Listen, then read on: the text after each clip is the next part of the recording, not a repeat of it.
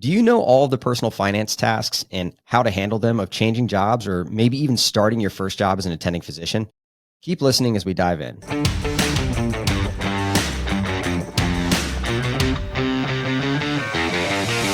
Welcome to the Money Meets Medicine podcast, where we talk all about the personal finance topics you wish you had learned in medical school. I'm your host, Dr. Jimmy Turner, and here is our guest host who's fresh off changing new jobs and starting her own podcast. Welcome back, Dr. Alicia Taylor. Hey, it's so nice to be back. It's bringing back all of the feels from Money Meets Medicine of the past, and so I am so happy to be here. Yeah, I'm super excited to have you, Alicia. Obviously, I've gotten some emails, some messages like, hey, where'd Dr. Taylor go? And so we had this like transition period. We were like trying to figure out our way after Attend closed. We were both working on that project. And yes, I'm actually super excited to check in with you. I obviously know a lot about what's going on, but the audience doesn't. So right off the top, you had two huge changes that happened, right? One was obviously finishing training, and we're going to talk about the transition of jobs, which I think will be really germane to the audience no matter what. Like you could be considering changing jobs in the middle of your career or starting a new job as an attending physician. And then you obviously have all the other stuff going on in terms of your podcast. So why don't you just, give us an update before we kind of dive into tasks people handle when they're changing jobs or starting their first one? Yeah, absolutely. And so you mentioned one of the first major changes was my new job. I am so done with training. Hallelujah. Thank you, Lord. Oh my goodness. My wallet is happy. I am happy. My family is happy. They're like, oh, she's a real doctor now. So it's been, right? It's like, okay, this is like year 5, but cool. Noted. Yeah. Anyway, so that's been great. You know what? We're going to get into this probably later in the show, but the process of starting a new job, and even before starting, negotiating the contract I want, the schedule I desired, that's been good and it's been going quite well. I do sports medicine. I love it. I think it's the best job in the world. And so that's been fantastic. I also started a new podcast. It is called Wealth Minded MD. I'm doing it with my friend, Dr. Brittany Halford. And, that's been so fun. We've tried to create something a little different because I realized that even though I love money, a lot of my friends are not as jazzed up about the topic as I am, which is, a little disappointing to me. So I was like, you know what? I kind of want to create a show that they would listen to. And so for me, that was adding a little bit of wit and wisdom and wealth building hacks, breaking the show into various segments where, a couple of them are about money, but some of them are just about how we're navigating life as female physicians. Brittany has kids, I don't, and how she's navigating that. We talk about our money mishaps and the mistakes that we made. We talk about things we're spending money on, and we talk about, wealthy insights and doing all other sorts of things. And so that has really been a joy for me. Obviously, I miss you, Jimmy. We text often. Yep. We keep in touch. Yeah. We keep in touch. And you know what? Let me just say this here. I am so grateful for you. You and I sort of met on a whim from a random email that I sent you, and you didn't ignore me. So kudos to you. And, our relationship sort of blossomed from there. And you and I have done a lot of projects together. And, you brought me on Money Meets Medicine. This show allowed me, to meet a lot of people. And so I am eternally grateful for you and always will be. But yeah, I got another podcast that I'm excited about. I got a new job. Yeah. Traveling all over the world. It's been fantastic. Yeah, I'm all about it. And obviously, one of the things I wanted people to know is where you are so they can go check you out. And yeah, it was a fun ride on Money Meets Medicine with you, and like going through that, the difference in like someone who's in training and someone who's, an attending and kind of that difference there. And I'm looking forward to talking about that transition that you have. But yeah, so we're going to dive into all things, right? The timing of this show in terms of when it's coming out, you've already got some podcasts published, so people can go and check those out, of course. And I presume they can find you on all the major platforms, whether it's Apple Podcasts or Spotify, the whole 9 yards. Is that true? Yep. All major platforms. Okay. All right. Awesome. Well, for those that are tuning in and listening, training is finishing up. So we're talking about transitions in this episode. And so, which makes the timing of this perfect. But one of the things I want to touch on briefly is that as a new attending physician, for those that are making that transition, you need to consider increasing your disability coverage. For those that have on occupation disability insurance, there's a benefit increase rider or option or future purchase rider, depending on what kind of policy you have. And so with the time of year that this is going to be coming out, just be thinking about that, put that on your radar. And then also academic medicine, it's the end of the academic year as we talk about this transition. And so for those of you that are in training, finishing up training, you're finishing residency fellowship, please, please, please make sure you check off the box for getting own occupation disability insurance. You have options as a resident and discounts as a resident that you will no longer have when you finish. So that is not something to put on the back burner for when you become an attending. Unlike the rest of the stuff we're going to talk on the show in terms of transitions, you need to take care of that one before you finish. So if you want to get an own occupation disability insurance policy from a source you can trust, go to moneymeetsmedicine.com/disability. Leisha, I think a good way to start out this show is actually to go back a little bit before you signed on the dotted line and talk about maybe the negotiation and just the process of picking a job and how you did that, and maybe where you won and where you lost or compromised a little bit. Just walk us through that process, right? So like you got a resident or fellow coming out of training, or maybe an attending physician considering a new job. They get offered a contract. What's the next step? Like how did that go for you? Well, first, it's getting the contract. Maybe it was like an inflated sense of self. I don't know, but I thought that, I'm a fellow. Like jobs are going to be coming at me. I'm going to have my pick of the litter. And that was just like not what I experienced. And I don't know if it's because I was specialized that, there weren't as many jobs, or at least I didn't see as many jobs. And for, the audience who may be newer, I did my primary training in family medicine and then did a sports medicine fellowship. And what I found was that I was constantly inundated with jobs for family medicine. But when it came to sports medicine, it's not like I was being, contacted and texted from recruiters for those kinds of jobs. And so I think the first thing for me, it was just like a little bit of shock in that it didn't seem that I was getting approached for the kinds of jobs that I desired in my field. Yeah. Interesting. So I think that was sort of a little bit different. And so then I realized, okay, I'm going to need to take steps and sort of get the job that I want. Like it may not just fall into my lap. And, I started thinking about, okay, where do I want to be? And I know that some people may be a little bit more flexible with where they want to live and the location of the job. But my family's in Atlanta. I was living out in Los Angeles at the time. I was tired of paying thousands of dollars for cross-country flights. And I was like, okay, I want to live in Atlanta. So I knew that I wanted a job in Atlanta. And I was like, okay, well, if I do sports medicine in Atlanta, what are the places that have sports medicine sort of jobs in Atlanta? What are the connections that I have? Can I leverage those? And so, I remember telling my program director at the time, and he would reach out to people on my behalf. I remember going on Google and just being like, okay, what are the major health systems in Atlanta? What are all of the different sports medicine clinics in Atlanta? And let me try to contact them. I thought that I was going to get a job working at my residency program. I thought I was going to get a job working at Emory because I had a lot of connections there and I really loved the people there. And unfortunately, they were going through budget cuts at the exact time that I was looking to get a job. And so even though now I collaborate a lot with them, at the time I was sort of devastated. I remember being in this holding pattern, people really liking me, talking to all of the people, and then being like, Leisha, we love you. We think you're fantastic. We just can't hire anybody right now. And so it was me like saying, okay, let me reframe my mind because maybe what I thought was going to happen isn't going to happen how I had pictured it in my head. And so let me try to come up with a plan B. And so again, I started emailing different companies. I started calling various companies. I remember literally calling a clinic and like the secretary picking up the phone and me Googling the name of the medical director and being like, hi, my name is Dr. Taylor. Can I speak to so-and-so? And then being like, who are you? And I'm like, well, actually, so, that's sort of how that went. Surprisingly, a lot of people took my call. And I actually got a few job offers that way. So I guess this is the first part of this was like, understand that things may not happen how you expect. Things may not be as easy as you think they should be. And being willing to put in the work of like actually emailing people that you may not know and like calling people and like sort of talking to other people within your network, Yeah. It's a fascinating thing. Like having been out of training long enough, I've now seen the market kind of ebb and flow. And, I'm an anesthesiologist, so it's obviously the field that I'm the most familiar with.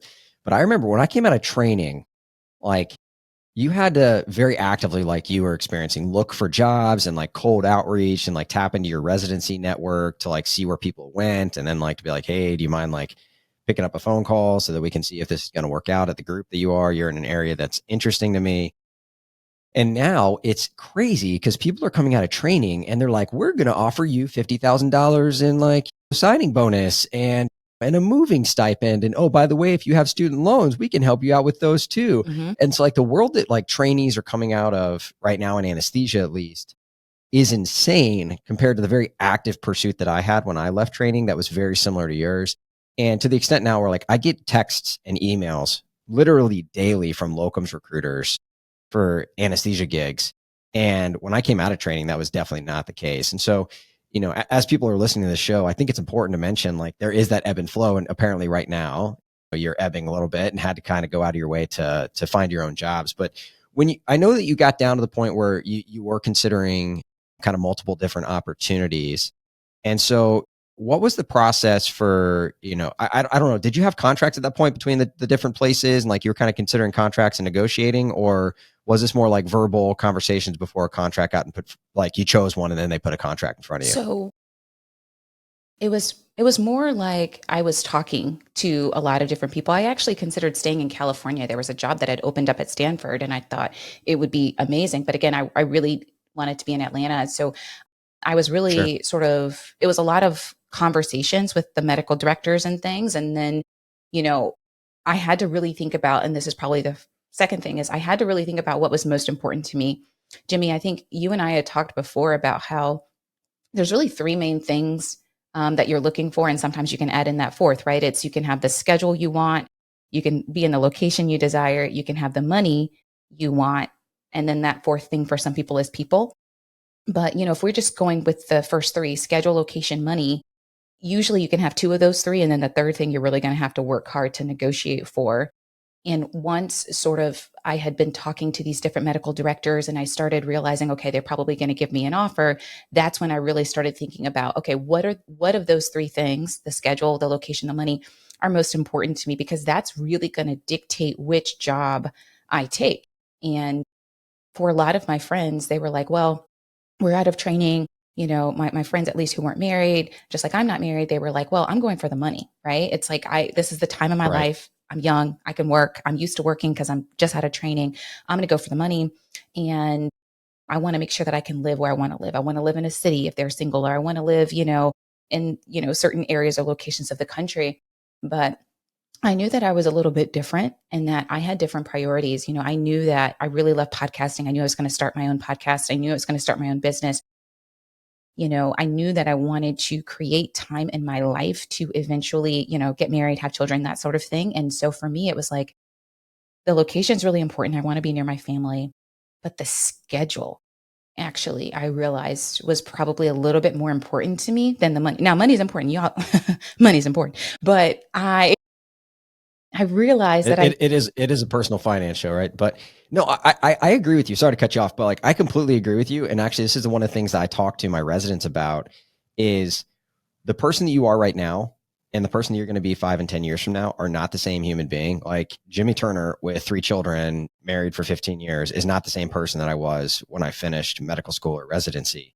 And I have different priorities. And the one thing that I didn't know, which you were wiser than I at the time, was that flexibility and that ability to have time for other things, whether that be entrepreneurial pursuits, podcasting, like you're mentioning, or children, like you're mentioning. For me, like as my kids got older, the amount of things that they are involved in is at the point where it's like just pure insanity all the time. Like my wife and I are playing like zone defense with 3 kids. There's only 2 of us. And so, you know, because of that, like I didn't know that private practice for me as a partner would not have been a viable solution. I would have left that, having realized like this does not provide the lifestyle that I want, and either would have had to have sought an employed position in private practice where I said, hey, no nights, no weekends, no holidays, and I want 2 days off every week. And yeah, I realize I'm going to take it in the teeth from a pay cut, but that was more important to me. And in academics, I kind of have a mixture of those two things. I have the flexibility. I can go back and forth. I'm 2 days a week right now. So kudos to you for being wiser. But so Leisha, like when you realize that, right, you're like, okay, I picked the place, time, availability, flexibility is really important to me. Mhm. Money obviously matters to you, but Yep. it needs to be enough, right? There's a number where it's enough. Mhm. And so you're sorting that out. One of the things that I had happen to me, the first time that HR slid like a 401k or a 403b form in front of me, I was a fellow. At that point, I knew nothing about money. And so you've got all these benefits questions to answer. Like the second that you get there, right? You're like, hey, we've got these 47 health plans. We've got a 401k or a 403b, or maybe they have a 457 or an HSA. And so like you have to make all of these decisions.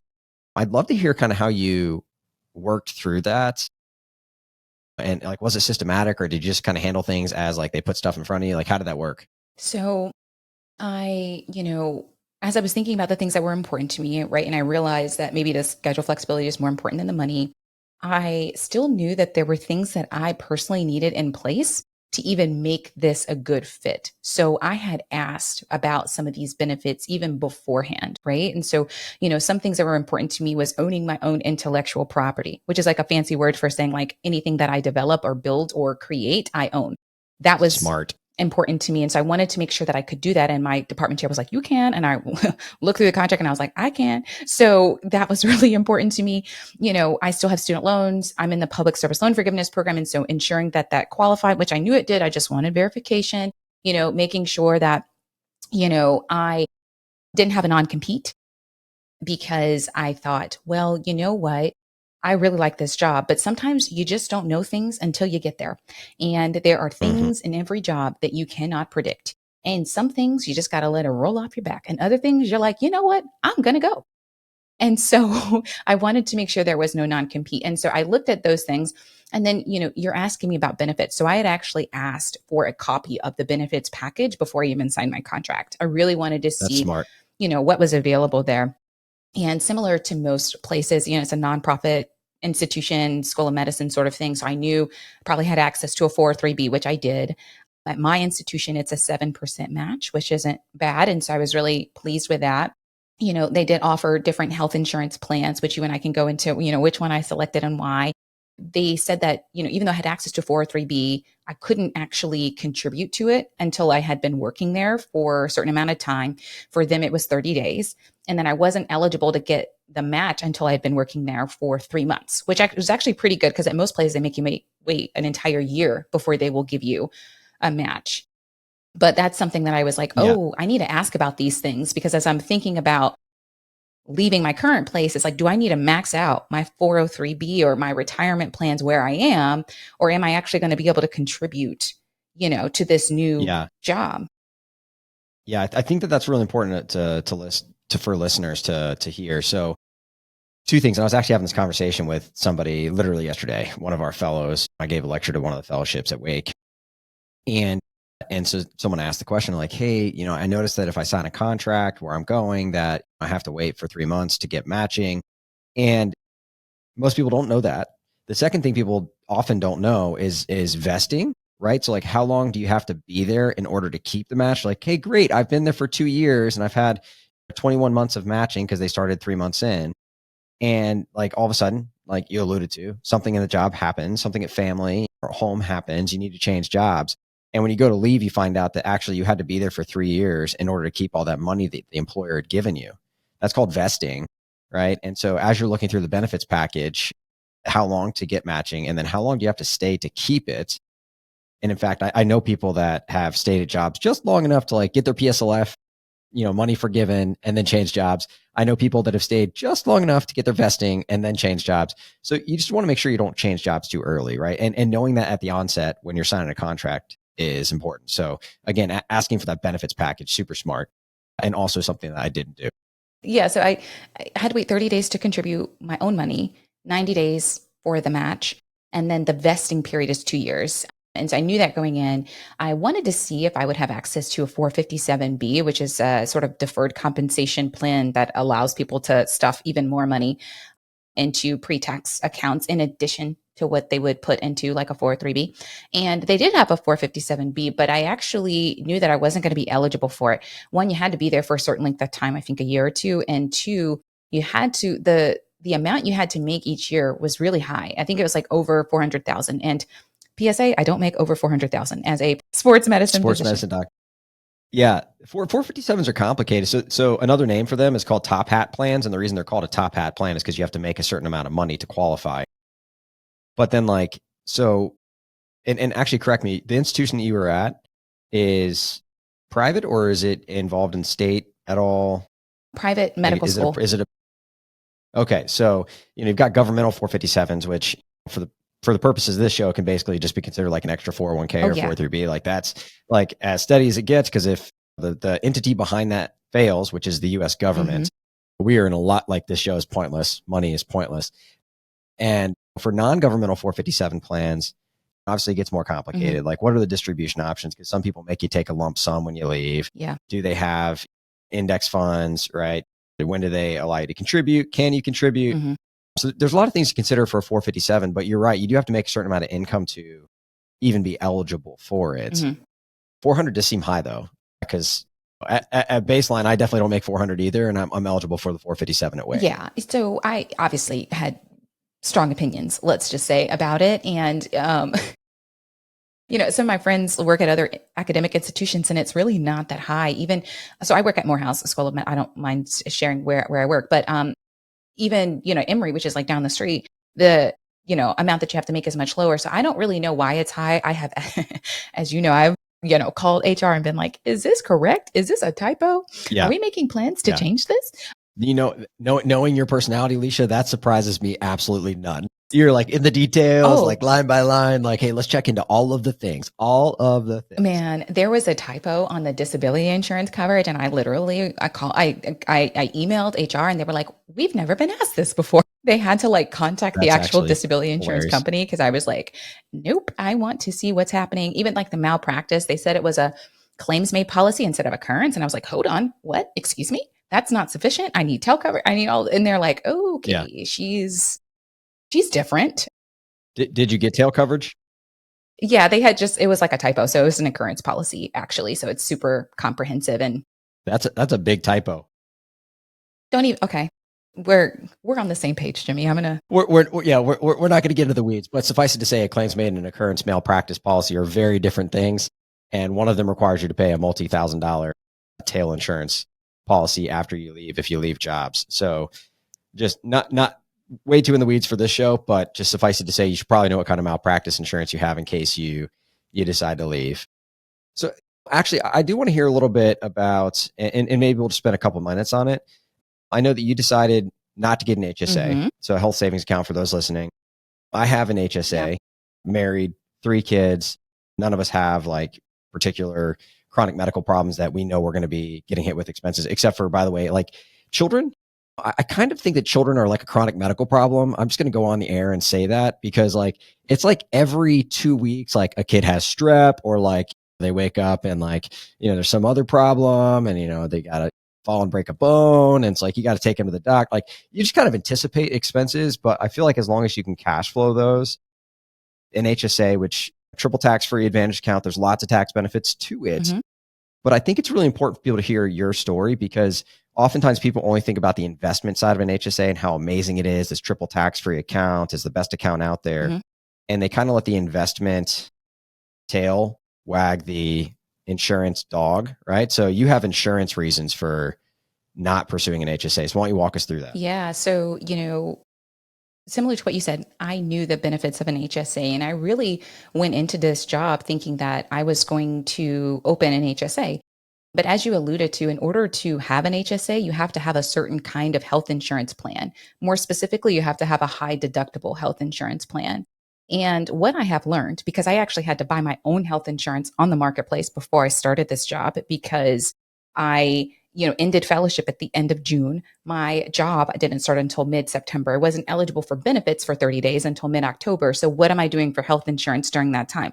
I mean, I could YOLO it, right? But then if I got hit by a bus or something, obviously that would be a catastrophe. So I had to actually go through the process of buying my own health insurance on the marketplace, which was its own thing. But then when I started at this job, I was obviously had health insurance on my mind.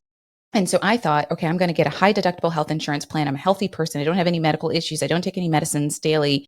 And that's really the mindset that I went when I went in. But when I looked at the health insurance plans, I realized a couple of things. One, yeah, you have to have a high deductible health insurance plan to qualify for an HSA, but there's a lot of different kinds of high deductible health insurance plans, and some are better than others. And as someone who had looked extensively at different kinds of health insurance plans because had to buy it on my own on the marketplace and was helping out my friends, I knew some of the ins and outs of these health insurance plans. So when I was looking at the one that was available to me as one of the options to select, there were a few things about it that I didn't particularly love. One was that I would have to pay out of pocket the entire full price of any specialist visit and any non annual physical visit. And I had actually had the unpleasant experience of when I was at UCLA and when I was a fellow there, I went to see the OBGYN doctor. I was thinking about freezing my eggs. And they didn't, I guess, code that I had health insurance despite the fact that I worked Oh there. boy. Anyway, Yeah. and so I actually got the full specialist bill. And I remember it being like $800. And I remember freaking out as a fellow and being like, what? I mean, I thought she was great, but $800 is kind of a lot. And it was telemedicine. Like, I mean, she's pleasant, but is she worth $800 for like 45 minutes? I mean, I don't know. Right. So I'm freaking out and I'm like, is this how much health insurance costs? But it reminded me, or I remembered it when I was thinking about which health insurance plan I wanted to select here. And I was like, if I need to go to the OBGYN, am I going to have to pay $800 each time I see this person? Because the health insurance plan that I was looking at for high deductible said that I would have to pay the full cost. It also said I would have to pay the full cost of any labs. And I was like, I don't want to be in my doctor's office asking about the price of a CBC because I know I'm going to have to pay the full cost. Like I just knew that that wasn't going to be helpful for me. And so there were Yeah. some other things that I was like, wow, I'm going to have to pay the full cost. Now, for some people, such as you, Jimmy, who's been a hotshot anesthesiologist for forever and like makes a ton of money and all of these things, right? Maybe it's not as, I'm just giving you a hard time. Maybe it's not as big of a burden. If we went through my monthly finances for the number of things that I have to pay for as a dad of 3 Look, kids, I know man, it's a lot. but I think it's important what you're mentioning though, because so there's 2 things, right? Like the insurance needs, like you might have chronic medical problems, like you're going to have constant stuff coming up. But then like I have a very close friend who, works at Wake, does not do the HSA, same exact plan that I have, understands personal finance extremely well. Mhm. And the reason that they don't do it is a personal preference that you're kind of alluding to as well, where like they just know like, hey, I go in and I pay this copay. Yeah. Hey, I go in and like this is how much it's going to cost me. There's complete predictability. And for that person financially, they don't want the lack of predictability, getting a random bill in the mail and just knowing they have to cash flow it in order for the HSA to make sense doing it. And so they like the predictability of knowing like, hey, it's $100 if I go to whatever. I don't know what the numbers are because I don't have one, but the ED. Yeah. But yeah, so it sounds like that played into it for you as well. Well, that was a big factor. And then the other thing was to be just completely humble, open, and transparent. I had other financial priorities and things that I needed to do. Like I had just finished fellowship, right? And so I prioritized building up an emergency fund. Like I really wanted to have 3 to 6 months of expenses in an emergency fund. And I said, well, even if I did select this high deductible health plan, one, I might be hit with really high medical bills that I'm going to have to pay out of pocket. And two, would I even have the extra cash flow to even put into the HSA? And for me, it was like, this year, probably not, because I need to prioritize building up my emergency fund. Like my emergency fund isn't that big right now. And so I need the extra cash flow that I'm getting, after I get paid. Yes, I am, contributing to my 403B at my job. I'm doing my backdoor Roth IRA. But then for me, I need to build up my emergency fund. For me, I need to build up my long-term savings. I need to make sure that if my car breaks down, I'm good. And for me, it's like, I need a certain amount of money in cash in order to feel pretty comfortable. And once I get that mark, then I can say, okay, now I can invest even more money in an HSA. And now I can, have the money to cash flow. But when I'm starting off, first year attending, just started a new job, I don't even know if I'm going to like it. It's like, I need to make sure that I'm good, that I'm safe. And for me, that means building up an emergency fund. And so, one, it was the high, out of pocket costs that were associated with my high deductible health plan.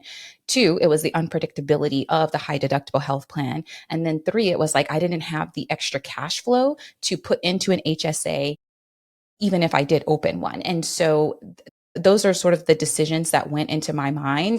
I think, one of the beauties is that you can change your health insurance plan each fall. So it's like, okay, Yep. maybe next year or, this year in open enrollment, I do switch into that plan. But for me, it was like, not this year, not this time, and I can change my mind later. Yeah, I love the idea of being very intentional, which I think is, I don't know, 85, 90% of personal finance is like actually sitting down and being intentional about something. Like people are like, hey, Jimmy, how much do I need to save every year to be able to, retire? And I'm like, well, like, how much do you spend every year? And like, what age do you want to be able to retire? And like, I need to know certain things in order to figure out what that number is. And it's fascinating to me because most people, like even a very big level, haven't even thought about what age would I like to be financially independent. Like they haven't even sat down and been like, I want to be able to do that by the age of 50 or 60 or 65. And like those dictate how much you need to save. So you being intentional about, hey, I've got this emergency fund I need to fill up. Hey, I've got these other financial goals that I need to accomplish. And so right now, putting a bunch of money into an HSA and, paying for that plan that comes with it is probably not the right decision for me at the time. Like I think that I applaud you for your intentionality because in my experience, it's lacking for a lot of people. And it's not because they're not intelligent or they're not smart people. It's just that it never even crosses their mind. And for me, this hits so many different areas of life that I won't dive into, but a lack of intentionality is often the disease that results in a lot of people's symptoms when it comes to pretty much everything. So, okay, so we've talked about benefits a little bit. We talked about kind of that transition, a little bit about your contracts. I know that for you, there are other things you mentioned in life. Like earlier, you mentioned that you've been traveling the world and enjoying your life. Speaking of YOLO, and so I'm curious to know how you kind of fit that. Like we're talking about emergency funds, right? We're talking about not utilizing an HSA, and yet I know that you've carved out finances and time to be able to travel. So what did that look like? How were you able to accomplish that? Yeah. So I think one, it's doing what you said, Jimmy, being very intentional. For me, it was like, I need to create a spending plan. I don't like the word budget. So Me neither. I'm going to try to create a spending plan and being very intentional about the money that I'm allotting for certain things. And so for me, it was like, I'm Christian, I tithe. So my 10% is going to my tithe. I'm financially minded and I want to make sure that I am contributing the maximum at my work 403B. And so I'm making sure that I've gotten that checked off.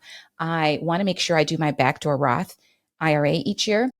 And I'm not at the point where I can just, put $7,000 or whatever in there. So I'm going to have to save each month into a money market fund. And then January 1st of each year, I'll transfer that money and start the backdoor Roth IRA process. And so for me, it was like, okay, I have certain sort of things that are coming off of the top. It's tithes, it's, investments. It is for me savings for my emergency fund. I have that come out automatically.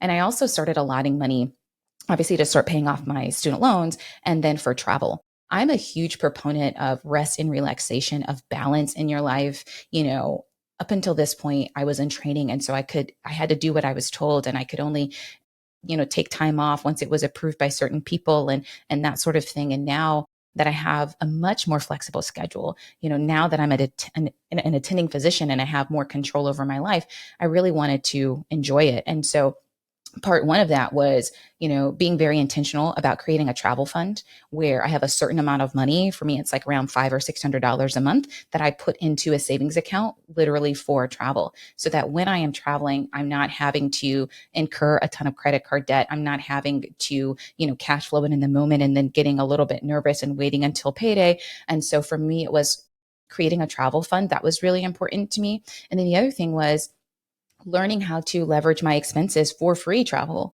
One of the last episodes that you and I did together on Money Meets Medicine, we had, credit card points guru, Dr. Devin Gimbel, whom I absolutely love and adore.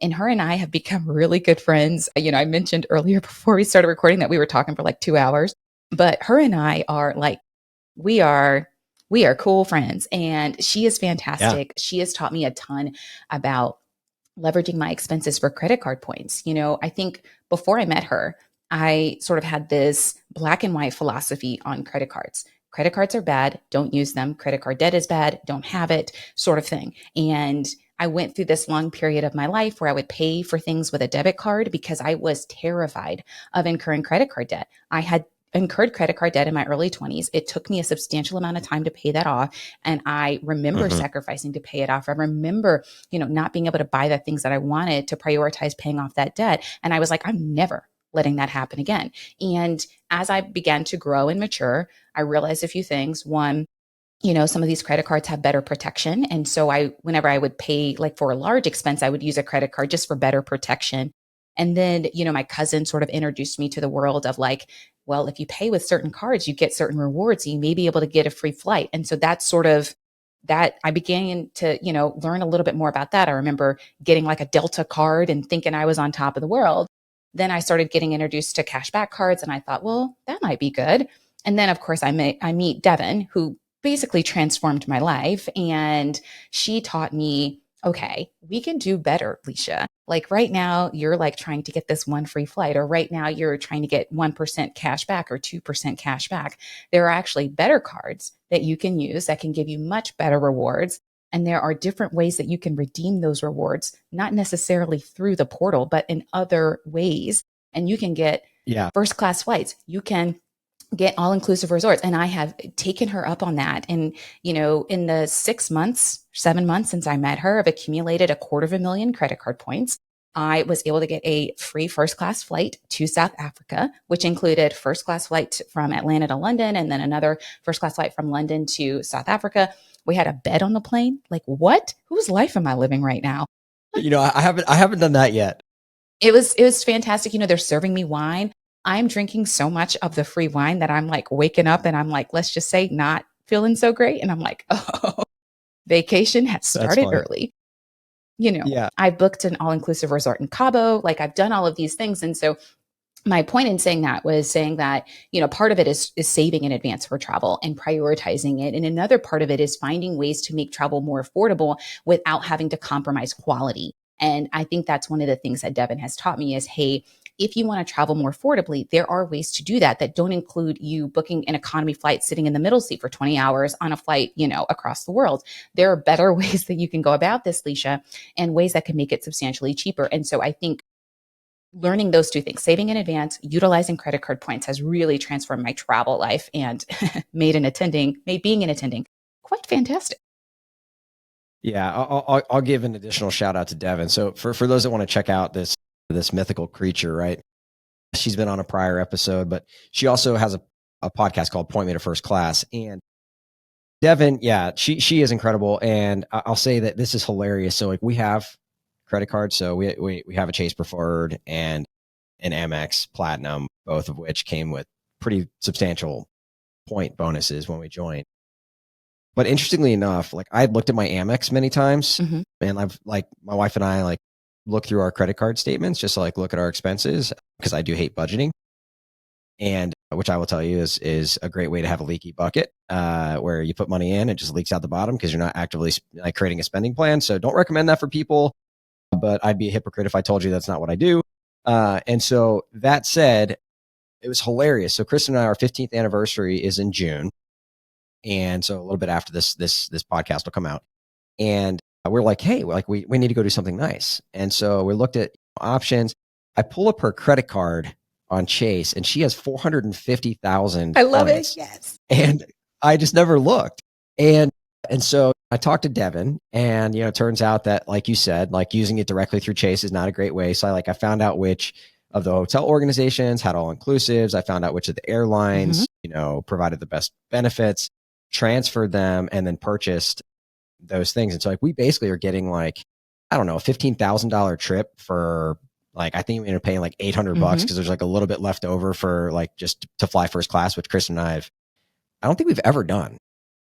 And so anyway, yeah, I'm a huge believer in that. Obviously putting things on auto pay so they get paid every month so that you're treating it like a debit card. It's just a delayed debit card is wildly important. Because if you don't put it on auto pay and you're like doing all these things and then like 6 months later, you're like, oh my God, I've had 22% interest on $40,000 in spending. That's obviously a problem. So don't do that. But credit cards, yeah, wildly helpful. So it sounds like you tapped into that. Oh yeah. Devin's been immensely helpful. And so I think that's been great. I talked about, updating a spending plan. And I also think, I know that we're running short on time, but I wanted to talk a little bit about, things I've really learned since being an attending. And, some of those things are financial and some of them are not, but I still think they're pretty helpful. One is my taxes are different. I think you and I on previous episodes had talked about taxes, how my father's a tax professional. So technically I have no excuse, but when you become an attending, you make more money. And when you make more money, you pay more in taxes. And this year was the first year that I Yeah. itemized my taxes. It took me forever to do them because thankfully, I was blessed enough to have income from multiple sources, which meant I had to fill out multiple forms. I did the backdoor Roth IRA this year. I did a rollover into my retirement accounts. And so I had all of these things. I also had to pay back a substantial amount in taxes. And so I think one of the things, which this happened last year, Jimmy, I remember us talking about it and you would think I learned my I lesson, remember talking about but this before. apparently I Yeah. did not. I did not learn the lesson.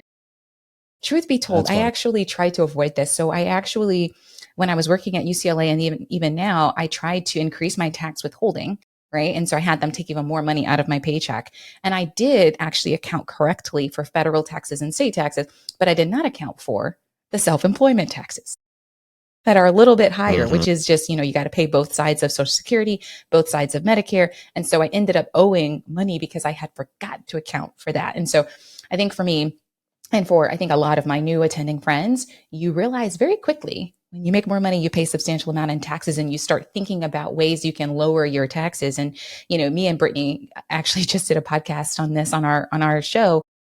And we have some upcoming shows where we're going to interview some tax professionals about some of the strategies that she's used to lower her taxes. Because my co-host Brittany is married to another physician, and so their joint income is a lot higher than mine individually, and they both are employed. And it's like, okay, well, what sort of strategies can we employ, and what sort of things can we do? And so thinking about renting our homes to ourselves, and hiring her kids, and like doing a bunch of savvy maneuvers that she's done, and me talking to her tax professional about it. And so that's Yeah. been, really helpful, is realizing, one, that your taxes are different and that it may be time to at least think about hiring that out. Um, for me, you know, Yeah. Yeah. No, that's definitely something I've done. I have an accountant and this has been very helpful. I think if you're a straight W-2 employee, you probably don't need to have an accountant. agree. But for anybody that has a more complicated situation than that, I think it pays for its weight in gold. I currently have been talking to my accountant multiple times the last few weeks about questions that they had about my stuff that I would not have even thought to look into. And I agree with you. The experience when you become an attending is different. And I think the first time that I caught on to that was actually a beneficial thing, which was my paycheck just like went up like $700 or $1,000 one month. And I was like, what in the world? Yeah. Like, did I forget to take taxes out? And I learned that there's something called the Social Security wage base, which when you make more than that, like they stop taking some of the taxes out. Mhm. And so that's why my paycheck went up. And now every year, like I think it's $170,000 right at that for 2024. Now every year, like I calculate like how many months is it going to take for me to For your like paycheck hit to that increase. goal so that I know that my paycheck's going to go up. Yeah. Cause like I look forward to that. I feel like a kid at Christmas and like, yeah, in, May or June or whenever it is. I haven't done the math this year. Like I look forward to that. Maybe I'll do that right after this show.